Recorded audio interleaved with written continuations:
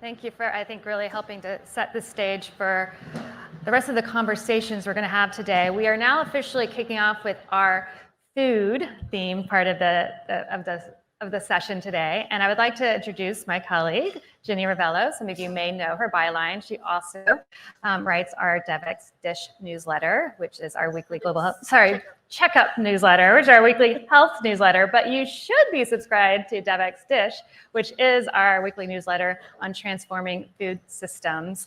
But we have an exciting program for you that Jenny will kick off. So I will just hand it over to you. Thank you so much, Kate. Thanks. Right. Hi, everyone. So for this panel, we'll be talking about what are the most important fixes for the food systems of the future. And this is going to be a progressive panel. We're going to be talking about how will we address environmental concerns arising from the food sector, but also meeting the growing global demand for food and ensuring everyone really has food security. Let me call on stage Dr. Ismahane Elouafi, the new Executive Managing Director of CGIAR, to join us.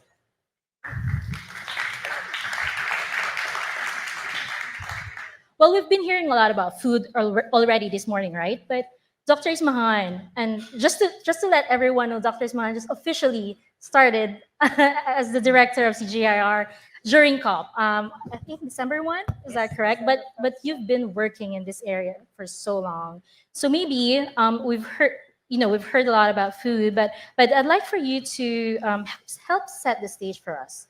What our current food system looks like and why people are saying it's broken. So agri-food system, it's the whole value chain and beyond. So it's from before the production per se, the processing, the storage, the supermarket, and the consumption. So this is agri-food system. And we insist on agri because we are talking about everything we do under the agricultural definition, which include plant, animal, fisheries, forestries, and so on and so forth. So it is broken because we are not able to nourish ourselves. That's as simple as that. We have still 780 million people that go to bed hungry. We have still 3.1 billion people that cannot afford a healthy diet.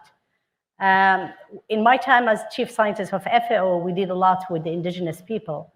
And one of the indigenous communities told me, normally as a community in the indigenous way of doing it, they won't let anybody go hungry to bed. And the why, it's because if somebody doesn't find food, the whole community failed. So that's how they had, this is the indigenous approach to food. If we take it today, we are failing 780 million times per day because there are so many people that are not really having access to the food. And the reason behind it, there is a huge component of efficiency of the way we are conducting our agri-food system. So it's very inefficient. For example, if we talk about trade, WTO says that any commodity cross the border at least twice. So you could be a country that produces potato, it goes across the border somewhere with all the carbon and all the environmental footprint, and maybe it becomes chips and it comes back to your country. So there's a huge inefficiency in the trade, for example. There's a huge inefficiency in the way we are producing. So we are producing with too much inputs. And this is because for the longest time, we were taking natural resources for granted. We didn't really pay attention to the water footprint, fertilizer footprint, and so on and so forth. And it is also, if we look at the inequalities in the agri-food system, they are tremendous. Now that we are looking from the gender lenses, we can find data that showcase that when you have hunger in any community or any region, you will find women that are much more fragile than men, and hence the number of women that are hungry is much larger. You find really a lot of inequalities in terms of underrepresented communities. So in the grand scheme of things, it's broken because it's not nourishing us. It's broken because it's part of the climate crisis. So 30% of the emission of greenhouse gas comes again from the agri-food system.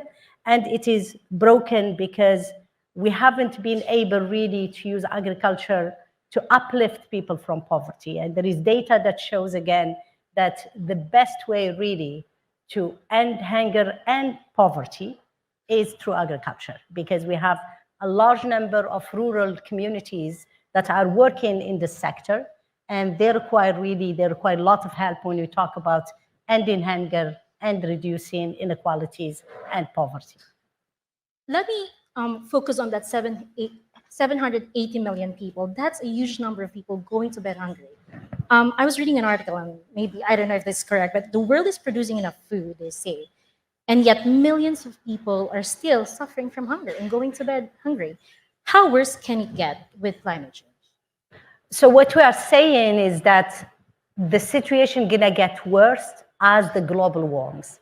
So for every half degree more, or even 0.1 degree more, we will see a huge number. So our number says that if we get to the scenario of 2 degrees, we have about 189 million more people hungry. If we get to the 4 degree, we will have 1.8 billion people hungry. So it is definitely a huge problem. And particularly, it's not only the temperature, it's very important and it's very crucial. And the reason why the temperature is very important in the agriculture is, just to give you examples. When we talk about water evapotranspiration, so the plant, the way the photosynthesis work is that the plant takes water and then there is an evapotranspiration. As the metabolism works in the plant, they evapotranspirate. So with a higher temperature, you will have higher evapotranspiration in plant, which means you need more water for the plant. So the plant will require more to produce the same thing. For example, most of the cycle of the plant and animals, as a matter of fact, it's very much regulated by the photosynthesis, how many days, how much light you have, and the temperature. So with 1 degree more, or 1.5 degree more, I think, 50% of the maize in Africa will fail to flower completely. So the fact that our agri-food system, it's so dependent on the environment, so dependent on ecosystem, makes it super, super fragile to the temperature, to the water, and to other natural resources.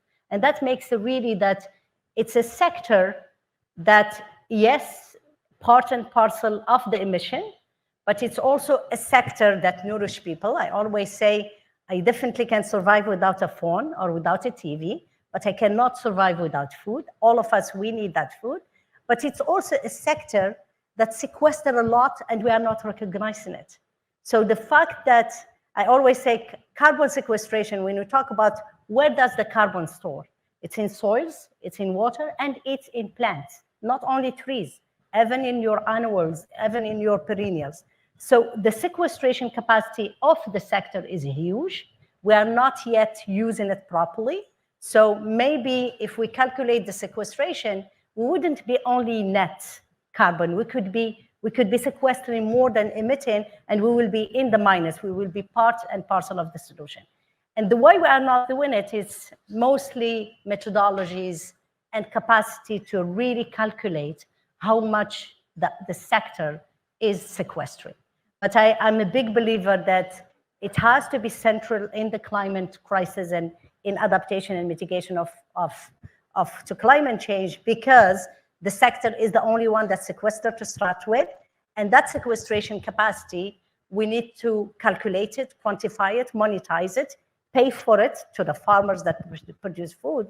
But also, we could continue to find better methodologies to increase that sequestration capacity and move to better practices, more sustainable, more resilient, to, again, sequester much more than what we are sequestering right now. How does that fit into your priorities, as director of CGIAR, some of your research priorities? It's a high priority. So it's a very big priority for us because, we work mostly for the least and middle income countries. I always say we work mostly for the small scale farmers in least and income countries. And those farmers, we have seen them through all the crises. They are, again, the people that get really burned by any crisis, particularly when we talk climate, but also other kind of crisis, be it security or be it other kind of crisis. So for us, climate adaptation, we have been talking about it for the longest time. Because when you talk about climate adaptation, it's a very long-term plan. So when we talk about genetics, you need to breed the crops for +2. You need to breed the crops for +3. You need to diversify your portfolio, because we know that by having monoculture, we are really, again, increasing the fragility of the farmers. So there is a lot of plans that you need to put in place, and particularly on the breeding side, it's something that's going to take a long time. So we have been in the climate change adaptation, let's see, programming for the last 20 years, but really going forward with all these data that we are gathering, we are really very, very worried. And hence, we need to invest more in science, we need to invest more in innovation, but we need also to invest more in sharing data, in sharing technology. There is a lot of things that we are missing by not sharing data together and having a bird view on what's happening. And that's where, for us, both the breeding on crops, on fish, on animals, it's very important, but also everything around water management, given the scarcity of water, but also natural resource management, and looking at how could we put an innovation ecosystems, how could we help countries to really pick up much better innovation and put SMEs, private sector, public sector, all players on the ground, so that we can move from 125 plant species and few animal species to maybe a system that embraces biodiversity, that addresses much more the need in terms of nutrition, that respect more ecosystems. So I always say the ecosystem, it's like our organs. You can't ask the heart to play the role of a kidney. It's not meant to be like that. So ecosystems are best for certain species. And most of those species are local, actually. Most of those species are with the indigenous people. Most of the species our ancestors used to grow.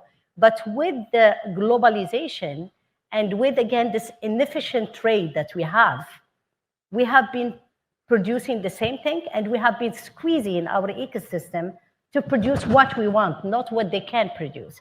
So I think really when we talk about shift and agri-food system transformation, it's a transformation towards understanding nature better and asking from the ecosystem to produce what it's meant to produce, but then bringing technology, bringing innovation, so that we produce much more in terms of quantity, in terms of quality, by this ecosystem. And that's where a center like CGIAR, that have about 9,000 employees, has really the breadth of the number of scientists, of data over years. And we are really trying to use AI, big data, large partners to really get the data together and find the best agri-food system for every ecosystem, agri-food system for every ecosystem.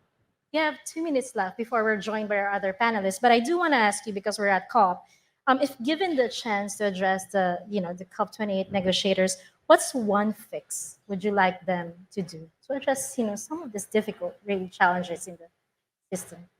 I would underline diversification. I think when you talk, if you have a little money, it doesn't matter how much, you go to a financial planner and he tell you diversify. So what we need to do is diversify our agri-food system. We should really stop producing too much of certain things and not think of many.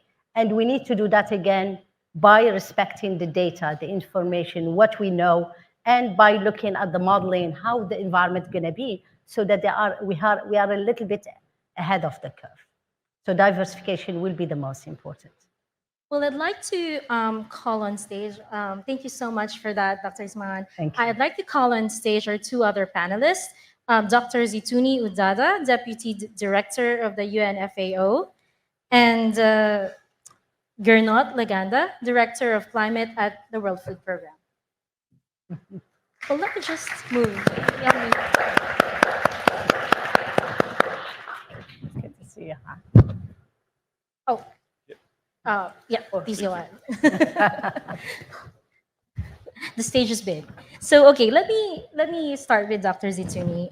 The UN says 2023 is the hottest year on record, and we're kind of feeling the heat right now here in Dubai as well. But how has this affected communities in the places you work when it comes to food security? Oh, thank you, and good morning, everyone. Basically, climate change now is affecting every one of us. The Intergovernmental Panel on Climate Change, these are scientists from all around the world that use scientific evidence and tell us that every part of the world now is affected by climate change. And those who are most affected are obviously those who are vulnerable and in vulnerable situations. So we're talking about vulnerable countries, but also vulnerable communities who don't have the capacity to respond to this increasing impact of climate change. Can you give some specific examples, like country examples? Sure. Well, obviously now, as I said, climate change is affecting every part of the world. Actually, all the countries are affected. We used to think that developing countries are the only one affected. That's not true now, because we've seen so many extreme weather events that happened in Europe, in the US, particularly in terms of floods, where there was actually not the response we thought we would have from developed countries to respond to that. So in terms of adaptation, everyone is affected. And obviously developing countries and vulnerable communities are affected more. So for example, smallholder farmers, since we're talking in the context of food security, they're most affected, they're most vulnerable, and they have least capability to respond and to adapt. They have less means, less infrastructure also to deal with that. That's why in this context, the negotiations and climate change and bringing the food security into the agenda is important, that we think about everyone that we get on board, and not just certain type of farmers, but smallholder farmers in particular. They deserve particular attention. Why? Because they are responsible for a large part of food production. Many depend for their lives and livelihoods on the food that is produced locally. And if climate change is going to affect and continue to affect their farms and their way of living, then obviously they have to be given priorities. And since we're talking also about the finance and access to finance, and as you saw on day one, has been really encouraging to see money going into loss and damage fund.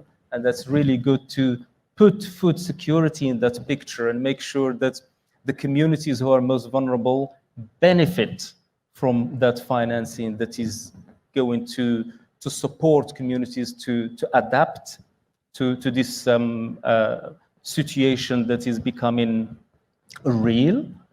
This is the new reality, and we have to adapt to that.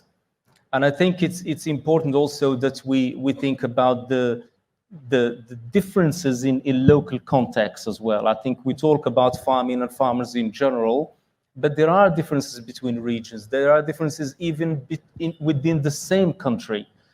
And the point I want to make here is that agriculture and agri-food systems in general, they're really complex. They're complicated. But having said that, the development we saw here in COP28 is extremely challenging and extremely motivating in a sense, because at last we have a global recognition of food and agriculture as being an important part of the solution going forward. I want to build on what you mentioned about smallholder farmers, and right, they're very much important part of our food systems. But often, like I'm based in the Philippines, and often they're the ones that are hungry. They're the ones in debt. They're the ones in poverty. Can you maybe share some solutions, kind of like that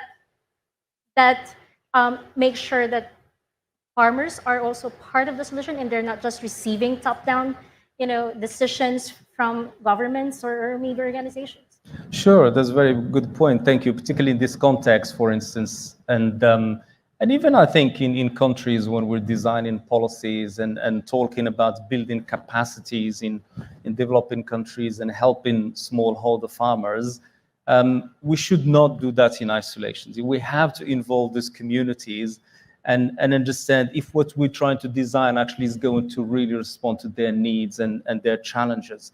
And for example, in this context here, and it's been encouraging recently that we see more and more farmers come into this gathering, so they can bring the voice from the reality, from the field, and interact with the policymakers, with the negotiators. So in FAO, for instance, we've been paying for women farmers and smallholder farmers to come to this context and understand what the world is talking about, and actually bring in the reality of what they're living, and whether what we're trying to construct is really going to respond to their needs. And just yesterday, I was in a panel with a smallholder farmer from Uganda, and we had also a private sector and others. And that was really great, because you need to hear from the people actually who are living there and say, yeah, this is what we actually need. And this, what you're working on as an international community, this is what we would like to see in terms of support. And just finish with one point when we talk more about financing and access to technology and innovation. For smallholder farmers, there are certain things that it's just a small support that can make a big difference. So we're not talking about big digitalization and big technology, but it could be just small things that can help farmers, for instance, just to be able to have access to renewable energy, to store a little bit of food, to be able to take it to market, or prolong the lifetime of the food. So there's small things like that make a difference. And these are what the farmers are saying in this context, not me saying that. Ismahane, you want to build on Yeah, that? normally the way it works, normally the National Agricultural Research System, we call them NARSs, are part and parcel of the Ministry of Agriculture, and they work with farmers. So what we have been seeing over the years, there is something that we call extension. The extension, it's actually the technology transfer from the ministries or the research institution or the research, whatever there, to the farmers. And this is one of the areas that most countries are under-investing in it. It almost disappeared in many places. In some places where it's a developed country, most of the time the private sector came in and is providing those extension services to the farmers. But in many countries, it's not the case. So I think the work with the farmers should be part and parcel of it. It's done at the national system.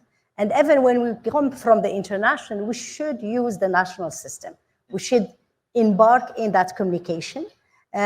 For example, in varieties, in sometimes the adoption is very low. We release many varieties and many national systems will release varieties, but there is no adoption. If the farmer doesn't know, he or she, that this is a better variety for A, B, C, D, if you don't demonstrate it, and that's why we have on-farm trials and what have you, so that they can see it.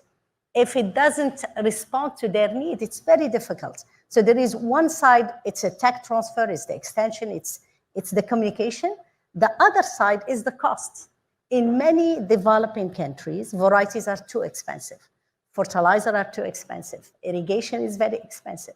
So when the farmer have very little return on investment, how could they buy an irrigation system? And I think that cost is very true for the least income countries. And you will be surprised to know that fertilizer in Africa sometimes are more expensive than Europe. It's because of the logistic. It's because most of it is done outside the continent. So if we want to fix it, we need to look at those things. And we need to work with the government to lower the cost of technologies and innovation. And we need to localize a little bit many of those manufacturing. We can't keep the manufacturing in the north sold to the south, because the farmer would never be able to afford it. And maybe one of the quick fix that I see, Anya, the CGIAR, we have projects in about 90 countries. FAO has offices in about 134 countries. So there is the presence of research institution and multilateral, and WFP, I'm sure, in many others. So one quick fix that we can do, it's actually deploy technology right now in the least income countries. If we deploy technology in Africa, we could produce up to 10 times more what we are producing right now. Because the yield gap between Africa and the rest of the world, it's so high because of the lack of access to those technologies that are way too expensive and they are not affordable and in the hand of the farmers. Well, thank you so much for that. I'm going to turn to Gernot right now. And, we've been talking about solutions, right? But I do want to ask you some examples of local solutions also to the risk food systems, particularly in humanitarian settings where WFP really works in conflict areas, where there's the threat of conflict, but also the threat of climate. Yeah, thank you for inviting us to this important conversation. It's great to be here. We are widely known as the largest frontline disaster relief organization in the United Nations. So when you see WFP, then usually there's a food crisis of some sort. There is a breakdown of food systems. And this is usually a failure of our international system to predict, to protect, to build resilience for smallholder farmers.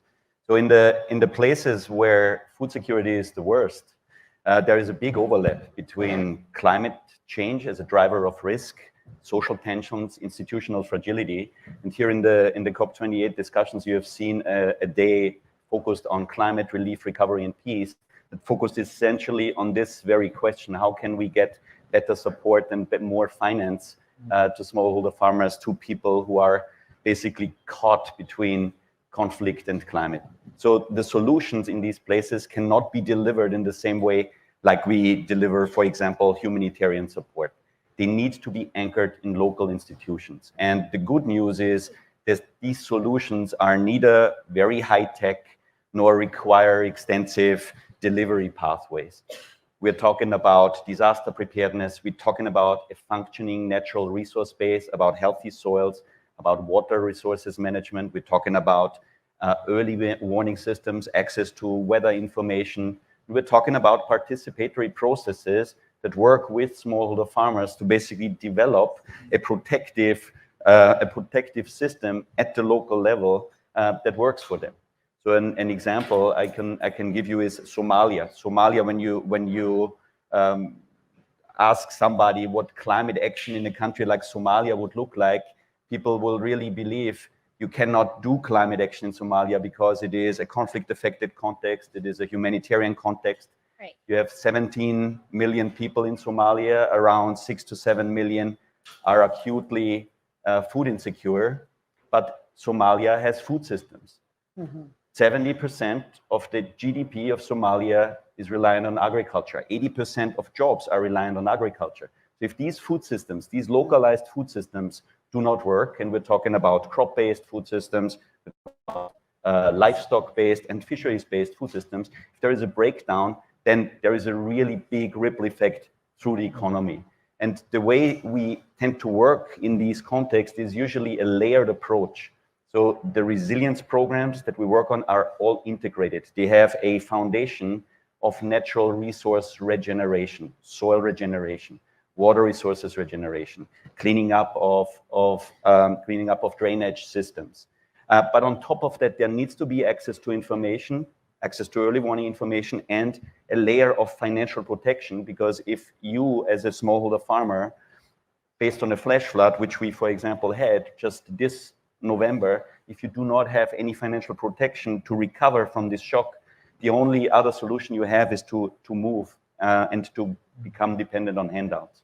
So in November this year, we have triggered, based on weather forecasts, early warning information, cash, and nutritional support to 220,000 people before they got hit by a flash flood. This is, for us, the financial protection element that comes on top of our land regeneration projects, and I think it's a good practice to integrate these layers of defense.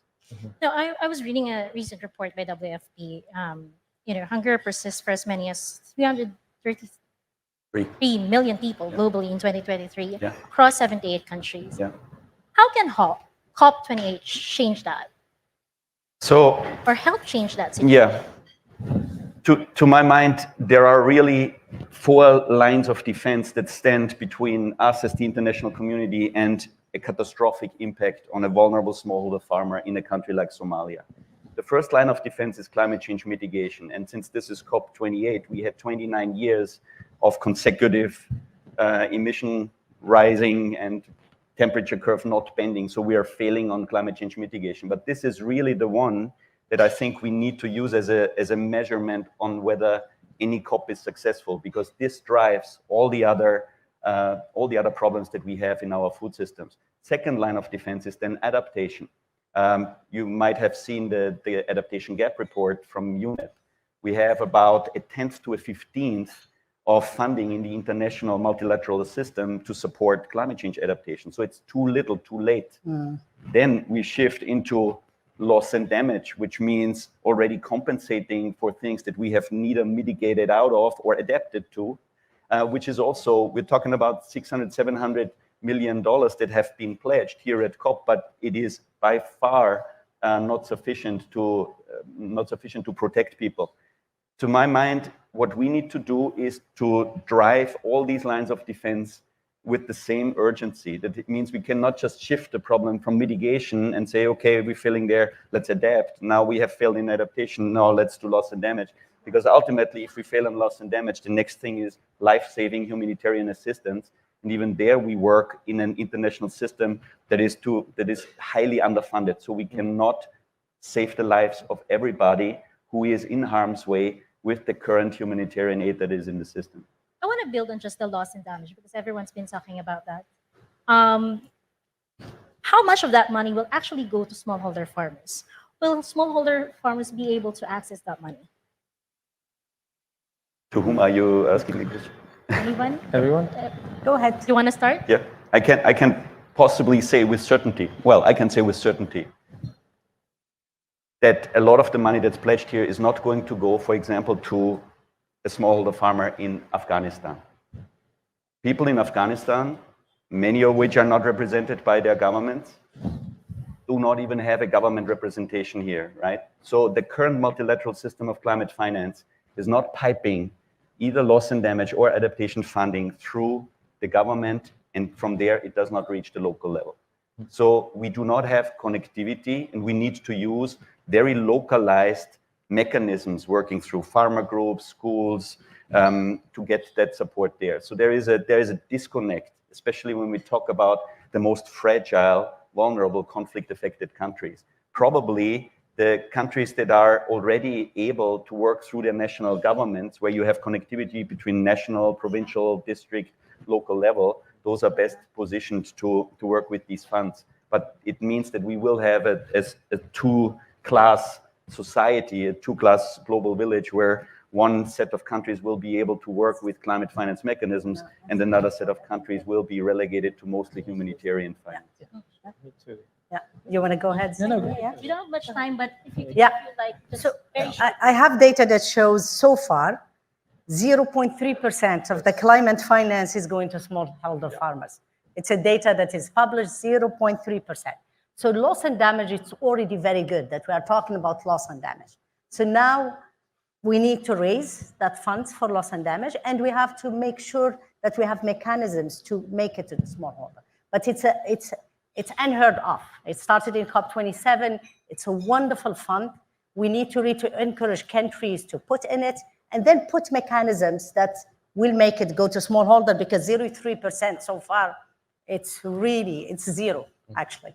Last word, Dr. Zitouni. Just to finish by saying, just put this in the overall context, talking about smallholder farmers and vulnerable communities and all of us.